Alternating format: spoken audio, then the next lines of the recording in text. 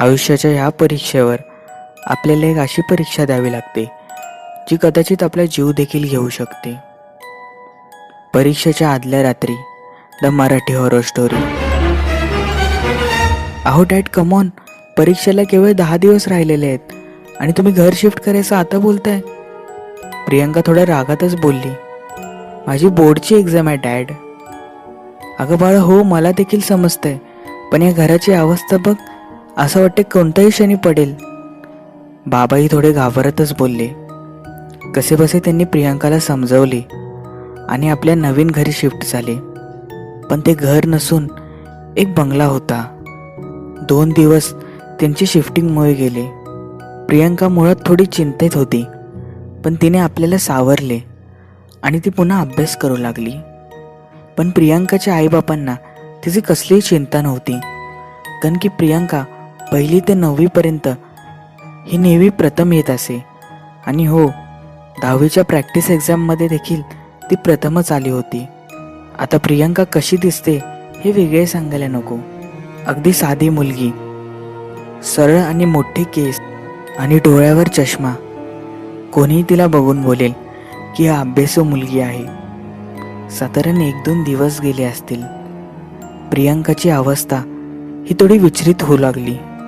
रात्रीचे 2:30 ते 3 वाजले असतील. प्रियंका ही पुस्तके वाचण्यात मग्न होती आणि तिला असे दिसले की तिच्या मागच्या बाल्कनीमधनं साधारण 7-7.5 फुटाचा एक माणूस तिच्याकडे बघत आहे. तिचे डोळे पूर्णपणे सफेद आहे. हे बघताच प्रियंका फार घाबरली होती. हा इथे कसं काय आला? प्रियंकाने आपले डोळे चोळले आणि पुन्हा बघते तर त्या ठिकाणी कोणीही नव्हते. कदाचित मला झोप आली असेल म्हणून असं झालं असेल.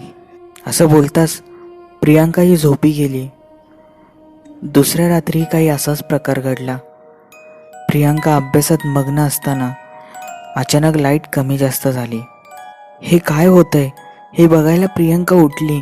न कळतच तिची नजर मागे गेली तर तिने असे पाहिले की एक काळी साडी घातलेली बाई हे तिच्या बेडवर बसली आहे. तिने आपले डोक्यावरचे केस पूर्णपणे समोर घेतले आहे. तिचा चेहरा दिसत नाहीये. ते दृश्य फार भयंकर होते. प्रियंका जोरातच किंकाळली आणि आपल्या रूम बाहेर आली. हा सर्व काय प्रकार चालू आहे हे तिला देखील कळत नव्हते. आणि लाईट हे पूर्ण पदावर आली. प्रियंका काही वेळाने आतमध्ये गेले तर सर्व अगदी व्यवस्थित होते. कदाचित जागरणामुळे माझा पास होत असेल, प्रियंका मनातल्या मनात स्वतःला बोलली. ती पुन्हा झोपी गेली. हळूहळू परीक्षेचा दिवस जवळ येत होता. परीक्षेला अगदी 2 दिवस राहिले होते. पण जी प्रियंका ही तिच्या आईबापांना आधी दिसत असे, तिच्या उलटी आता तिला दिसत असे. प्रियंकाच्या चेहऱ्यावर अगदी भय हे सरळपणे दिसत होता. असं वाटत होतं की प्रियंकाला कुठली तरी चिंता सतवत आहे. आईबापांनी तिला विचारले की परीक्षेचं काही चिंता आहे का? त्यावर प्रियंकाने नकारात्मक असा प्रतिसाद दिला. दिवस कसा बसा गेला. प्रियंकाला नको असताना देखील तिला त्या रूममध्ये अभ्यास करायला जावे लागत होते. पण आश्चर्याचं म्हणजे 4 ते 5 दिवसामध्ये प्रियंकाचा कोणताही अभ्यास झाला नव्हता. प्रियंका मनातून खचली होती. पण 2 दिवस आहे, मी पूर्ण माझा सिलेबस कव्हर करेल असा विचार करून प्रियंका न कळतच त्या खोलीमध्ये गेली आणि अभ्यास करू लागली. 12:30 ते 1 वाजले असतील आणि प्रियंकाला कसली तरी लुकबुक झाली. मागून आवाज येऊ लागला, प्रियंका, प्रियंका. प्रियंका मनातल्या मनात घाबरली होती. तिला याची पूर्ण कल्पना होती की आपल्या घरातले आपल्या मागे कोणीही नाहीये. प्रियंका चतुराईने उठली. मागे न बघता तिने आपला दार उघडण्याचा प्रयत्न केला. पण तिचे दुर्दैव, दार हे पूर्णपणे लॉक झाल्यासारखे टाईट झाले होते. ते उघडत नव्हते. मागून आवाज हा हळूहळू मोठा होऊ लागला होता आणि शेवटी एक हसण्याचा आवाज आला. आणि असा आवाज आला की प्रियांका मागे बघ, आम्हीच आहोत तुझे आई बाबा. प्रियांकाच्या जीवात जीव आला आणि तिने मागे बघितले. पण मागे बघताच तिने जे बघितले ते दृश्य अगदी तिच्या डोळ्यात मावेना असे झाले होते. प्रियांकाचे शरीर हे सुन्न पडले होते. हृदयाचे ठोके हे वाढले होते. कारण की त्या रात्रीचा तोच माणूस आणि तीच बाई हे प्रियांकाला बोलवत होते. प्रियांकाच्या आईबापांचा आवाज काढून, कोण आहात तुम्ही आणि इथे काय करताय? निघा इथून. प्रियांका जरा घाबरतच बोलली. 2-3दा प्रश्न करून देखील काही प्रतिसाद येत नव्हता. आणि शेवटी प्रियांका जोरात बोलली, तुम्ही निघताय का? पण त्यावेळेला त्यांनी जे बघितले ते पाहताच ती जोरात किंकाळली. कारण की तो अंधारामधला माणूस बाहेर आला होता. त्याची जीभ ही अगदी त्याच्या घशापर्यंत लागत होती. त्याचे डोळे हे बाहेर आले होते. इकडे ती बाई जी खाली बसली होती तिने मान वर फिरवताच तिचे सर्व केस मागे गेले. तिचा भयानक चेहरा दिसू लागला. तो पूर्णपणे जळालेला होता आणि डोळे हे पूर्णपणे लाल भडक झाले होते. आणि हे दोघेही जोरजोरात ओरडू लागले.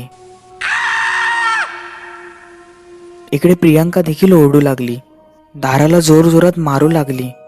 हळूहळू करून ते दोघे हिच्या जवळ येऊ लागले. हे सर्व कमी होतं की काय, तर काही हाडांचा सापळा हा तिथे निर्माण झाला आणि प्रियांकाकडे येऊ लागला. अगदी 6-7 भूत हे तिच्या जवळ येत होते असे प्रियांकाला वाटू लागले. प्रियांका जोरजोरात रडत होती, ओरडत होती, दार थोठावत होती. आणि इकडे मागे हे भूत हळूहळू तिच्या जवळ येत होते. त्या माणसाने आपला हात पुढे केला, प्रियांकाचा गळा दाबणार आणि त्याच क्षणी दरवाजा उघडला गेला. प्रियांका ही पळतच बाहेर आली तर बाहेर तिचे आईबापा उभे होते. प्रियांकाने जोरात मिठी ही बाबांना मारली आणि रडतच आतमध्ये बोट दाखवले. प्रियांकाच्या आईबाबांनी आतमध्ये बघितले तर तिथे कोणीच नव्हते. काय झालंय तुला आणि अशी का रडतेस? प्रियांका काय झालंय? प्रियांकाचे आईबाबा देखील चिंतेने तिला विचारू लागले. पण प्रियांका ही बाबांच्या मिठीतच बेशुद्ध पडली होती. ती भयभीत रात्र या तिघांनी कशी तरी काढली. बेलचा आवाज ऐकताच आईबाबांच्या जीवात जीव आला होता. कारण की प्रियांकाची आत्या आली होती. प्रियांकाच्या आत्याला बोलवलंच यासाठी होतं की तिला भूत पिशाच या सगळ्यांबद्दल चांगलेच ज्ञान होते. त्यांना कसे पळवायचे याची देखील माहिती होती. प्रियांकाची आत्या आत येताच बोलली की कसं घर आहे हे? असं तुम्ही कसं राहू शकता तिकडे? आणि तिचे बोलणे चालूच झाले. प्रियांका अजून देखील झोपेत होती. आत्याही फार चिंतित होती. आत्या घराकडे बघून तिच्या पर्समधनं खाऊचे पान काढले, त्यावर हळद कुंकू टाकले आणि घराकडे सगळीकडे फिरवू लागली. न कळतेच ती प्रियांकाच्या रूममध्ये गेली. आतमध्ये जाताच काही वेळाने ती घाबरत बाहेर आली. अगं ताई, काय झालं? अशी का आलीस? प्रियांकाच्या आईबापा प्रियांकाच्या आत्याला प्रश्न विचारला. प्रियांकाची आत्या ही घामाघूम झाली होती. रुमालाने आपला कपाळाचा घाम पुसत ती बोलली की ही रूम कोण वापरत तर नाही ना? त्यावेळेला प्रियांकाच्या आईबापांनी उत्तर दिले, अगं हीच रूम तर प्रियांका वापरते. तिच्या आईबापांना थोडे आश्चर्यच वाटले आणि आत्या घाबरतच बोलली, काय? प्रियांका ही रूम वापरते? अहो तुम्ही वेडा झाला की काय? असे कसे करू शकता तुम्ही? हे बोलणे चालूच होते. त्या क्षणी एक आवाज आला. हा आवाज खालून येतोय, चला बघू खाली काय. प्रियांकाचे आईबाबा आणि आत्या खाली गेले तर प्रियांका ही जोरजोरात हसत होती. ही अशी का करते? काय चाललंय हे? प्रियांकाची आई इकडे रडू लागली होती. प्रियांका अशी का करतेस? शांत बस, तिला सांगितले. पण या उलट प्रियांका ही जोरजोरात हसू लागली होती. आश्चर्याचं म्हणजे प्रियंकाचा चेहरा हा पांढरा पडू लागला होता. केस हे सफेद होत होते.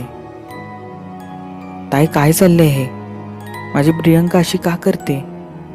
क्षणभराचाही उशीर न करता ती प्रियंकाच्या बाबांना प्रियंकाच्या खोलीत घेऊन गेली. प्रियंकाचे होते नेते तेवढे सर्व सामान हे बाहेर आणायला सांगितले आणि प्रियंकाची आत्या हिने कुंकवाच्या पाण्याने मोठे चक्र काढले. ती त्या चक्राच्या आत बसली. आपल्या सोबत आणलेले मंत्र बोलू लागली. साधारण 10-15 मिनिटं झाले असतील.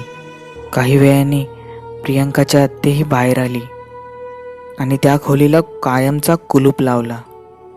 इकडे तिच्या बाबांना काहीच कळत नव्हते. चल खाली, आता काळजी करू नकोस, प्रियंकाची आत्या बोलली. पण प्रियंकाच्या बाबांनी त्या आत्याच्या पाठीवर चांगले चाबकाचे फटके बघितले होते. त्यांना समजून गेलं होतं की हा काहीतरी भूत पिशाचाच प्रकार आहे. अशा प्रकारे ते खाली प्रियंकाजवळ गेले तर प्रियंका पुन्हा बेशुद्धीच्या अवस्थेत होती. तिला वेळेतच डॉक्टरांकडे नेले. तिच्यावर वेळेतच उपचार झाले. प्रियंका त्या रात्री बरी देखील झाली. पण हो, आत्याने नंतर आजूबाजूच्या घरांमधून माहिती काढली तर असे समजले की आधीच्या काळी इथे मोठे आंब्याचे झाड होते. साधारण 30-1 वर्ष आधी इकडे एका बाईने आत्महत्या केली होती आणि तेव्हापासूनच इथे लोकांच्या आत्महत्यांचे सत्र सुरूच राहिले. नंतर ते झाड पाडण्यात आले. तिकडेच हा बंगला बांधण्यात आला आणि न कळतच प्रियंकाच्याच खोलीच्या बरोबर खाली ते झाड होते. म्हणूनच ते भूत हे कदाचित प्रियंकाला त्रास देत असतील. प्रियंकाचे नशीब चांगले होते की तिची आत्या ही वेळेत आल्यामुळे तिचे जीव वाचले होते. ती खोली तर आता कायमची बंद आहे. पण सर्वात दुर्दैवाची घटना म्हणजे प्रियंकाला तिची बोर्ड एक्झाम देता आली नाही. प्रियंका आता या सर्वांमधनं बाहेर निघालेली आहे आणि हो, हे सर्व विसरून ती पुढच्या वर्षी नव्याने परीक्षा देऊन प्रथम स्थान आणेल असे वचन तिने तिच्या आईबापांना दिलं आहे. तर मित्रांनो, कथा तुम्हाला कशी वाटली? आवडली असेल लाईक, नसेल आवडली नेहमीसारखं डिसलाईक. चॅनलला लाईक आणि हो, सबस्क्राईब करायला नक्की विसरू नका.